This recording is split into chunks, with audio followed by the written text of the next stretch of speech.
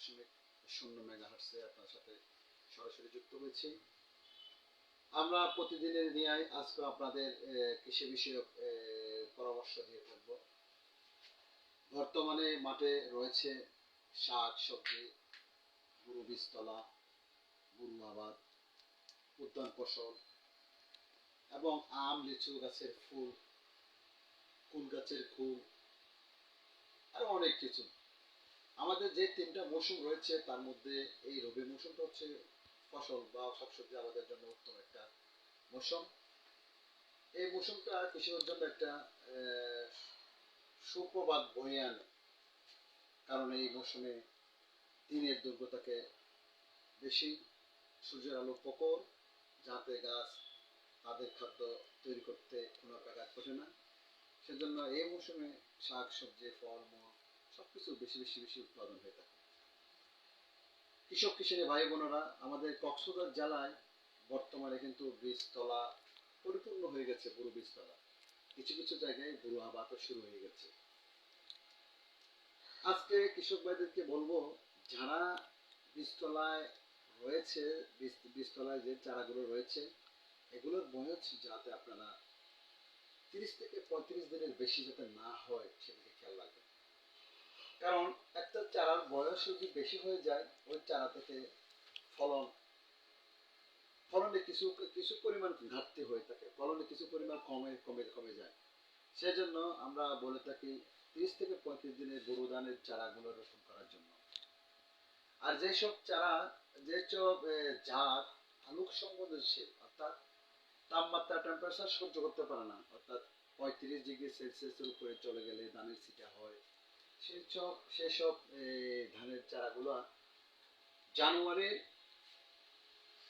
দ্বিতীয় পাক্ষিকে, অর্থাৎ আমরা বলি যে জানুয়ারির 15 তারিখ থেকে 30 তারিখের ভিতরে রোপণ করে দেওয়ার জন্য। কারণ ওদিকে এপ্রিল মের দিকে প্রচুর পরিমাণ খরা হয় বা রোদ টেম্পারেচার একটু বেড়ে যায়, যার কারণে কৃষক ভাইদেরকে পানির জন্য এবং ধানের ছিটা হওয়া সবগুলো সমস্যা ভুগতে হয়।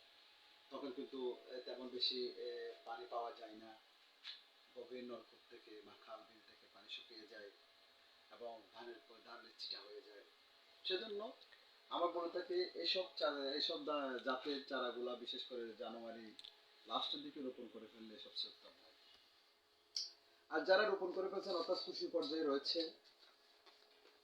অর্থাৎ যাদের চারা রোপণ করে ফেলছেন, যদি চারার বয়স যদি 15 থেকে 20 দিন হয়ে যায়, তাহলে বিঘা প্রতি 13 কেজি করে ইউরিয়া সার উপরে প্রয়োগ করতে হবে।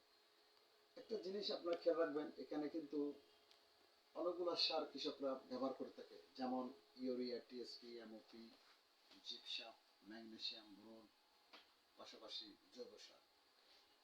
এখানে আমরা শুধুমাত্র ইউরিয়া আর এমওপি, যেটা আমরা সাদা ফাঁস আর লাল ফাঁস বলি, এই দুটা সার বাদ দিয়ে বাকি সার সবগুলো আমরা শ্বাসের ভিতরে দিয়ে দেওয়ার জন্য বলে থাকি। কারণ এগুলা মাটির সাথে মিশতে একটু সময় লাগে, সেজন্য মাটির শ্বাসের সময় প্রয়োগ করে দিতে বলি। বাকি যে ইউরিয়া আমরা এমওপি সারগুলো বলি, এগুলা চারা রোপণের 15 থেকে 20 দিনের মধ্যে একবার ফুল আসার, অর্থাৎ যখন ফেলিক্যাল ইনিশিয়েশন হয়, অর্থাৎ গর্ভাবস্থা থাকে, তখন একবার প্রয়োগ করতে বলি। আর কিছু সার প্রয়োগ করতে বলে ফুল আসার আগে।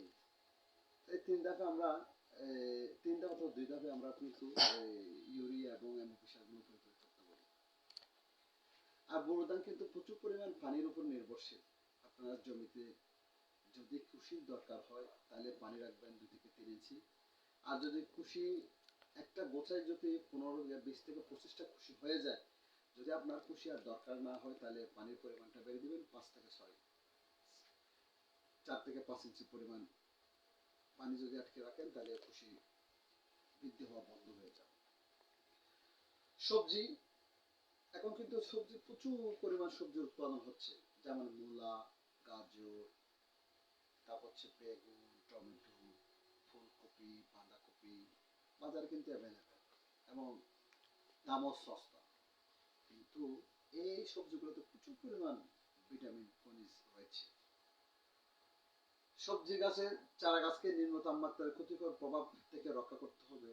অর্থাৎ যদি তাপমাত্রা বেড়ে যায় ওর থেকে রক্ষা করার জন্য আমরা বলি যে উপর দিয়ে একটা ছাউনি প্রয়োগ করে দেওয়া। বর্তমান আবহাওয়া টমেটো হলুদ আর বাদামি দাগ রোগের জন্য অনুকূল। অর্থাৎ রাতে কুয়াশা, দিনের বেলায় অতিরিক্ত তাপমাত্রা, এটার জন্য টমেটোর ক্ষেত্রে কিন্তু বিভিন্ন ধরনের রোগে আক্রান্ত হতে পারে।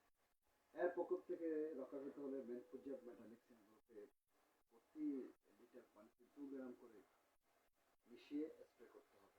ঠান্ডা আবহাওয়ায় ঢেঁড়সের হলুদ মোজাইক, এতে মোজাইক ভাইরাস যদি রোগাক্রান্ত হয়ে থাকে তাহলে যেসব মোজাকে আক্রমণ হয়েছে সেগুলো তুলে ফেলতে হবে। বাকিটার জন্য প্রতিষেধক জীবাণুনাশক বা প্রতিষেধক ইউজ করতে হবে। এই মোজাইকটা কিন্তু সাদামাছি বাহক, এই সাদামাছির কারণে কিন্তু এই মোজাইকটা হয়ে থাকে। এই সাদামাছিটা নিয়ন্ত্রণ করার জন্য ইমিডাক্লোরোফিটের দেখুন একটা কীটনাশক প্রতি লিটার পানিতে 0.5 মিলি হারে মিশিয়ে প্রয়োগ করতে হবে এবং সাদামাছি যদি দমন করা যায় তাহলে ঢেঁড়সের যে হলুদ মোজাইক ভাইরাসটা হয় এগুলো দমন করা যায়। বিদ্যমান আবহাওয়া বেগুন, টমেটো, মরিচ ফলের ছিদ্রকারী পোকা আক্রমণ করতে পারে। আক্রমণ দেখা গেলে প্রতি একরে 40টি করে ফেরোমন ফাঁদ স্থাপন করতে হবে। অর্থাৎ ফেরোমন ফাঁদটা কিন্তু মা পোকা পুরুষ পোকা কিন্তু ধ্বংস করে ফেলে। এই ফেরোমন ফাঁদ দিয়ে কিন্তু এটা হচ্ছে জৈবিক একটা ফাঁদ, এই ফাঁদে কিন্তু ওই পোকাটা দমন করা যায়।